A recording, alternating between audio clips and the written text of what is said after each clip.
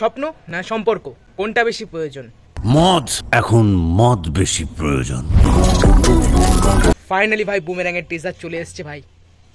ভাই জিদ্দা নিজের মর্জির মালিক ভাই, যখন তখন ভাই যা খুশি করে দেয় ভাই। বুমেরাঙের টিজার ছেড়ে দিয়েছে, ভালো হয়েছে, কোনো অ্যানাউন্সমেন্ট করেনি, এতেই বেশি মজা পেলাম আমি। হঠাৎ করে দেখি বুমেরাঙের ফেসবুকে একটা পোস্ট দেখলাম, জিদ ছেড়েছে যে বুমেরাঙের টিজার আউট হয়ে গেছে। তো এসে আমি চেক করলাম, ফাইনালি ভাই টিজারটা দেখলাম। আমি বলবো ভাই টিজারটা ঘ্যামা হয়েছে, ঘ্যামা হয়েছে, ঠিক আছে। ঠিক বলেছো। জিতের যে কটা কাজ এসছে, চেঙ্গিস মানুষ, চেঙ্গিসের ট্রেলারটা আমার ভালো লেগেছিল পার্সোনালি, ঠিক আছে।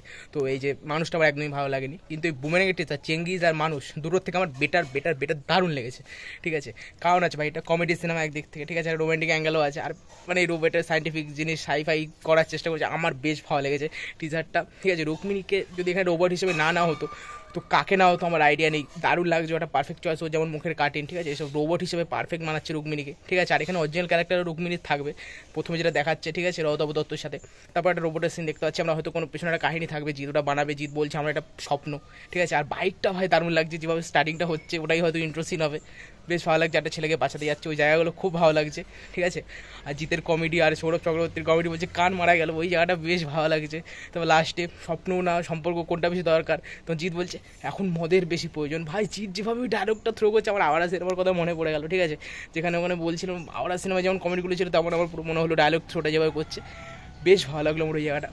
আমার তো খুব ভালো লেগেছে বুমেরাঙের টিজারটা, করা যাচ্ছে। তারপর অম্বরীশ আছে, বেশ কমেডি সিনগুলো। তারপর রুক্মিণী যেভাবে প্লে করছে ক্যারেক্টারটা, আমার বেশ ভালো লাগছে। তো বুমেরাং আমি ভাই যাবো দেখতে, ফার্স্ট শো জুন মাসে আসছে, খুব এক্সাইটেড লাগলাম। আমার প্রথম বাংলা এরকম কাজ হচ্ছে, সাপোর্ট করা উচিত। আর আমার তো বেশ ভালো লাগলো, কোনো দিক দিয়ে ফ্লস কোনো হলো না, ঠিক আছে, দারুণ লেগেছে আমার সত্যি ভাই।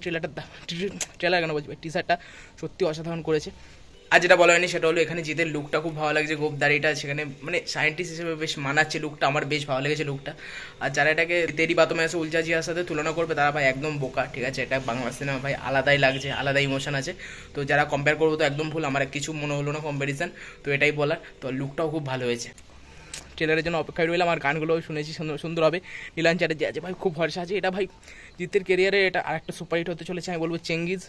তারপর তোমার নাম বলো না, চেঙ্গিজ মানুষের থেকে এটা বেস্ট পয়সা তুলবে, আমি তোমাকে গ্যারান্টি করে দিলাম, ঠিক আছে। আমার দারুণ লেগেছে টিজারটা, তোমাদের কেমন লেগেছে আমার কমেন্ট করে জানিও। আমি খুবই এক্সাইটেড রয়েছি দেখার জন্য।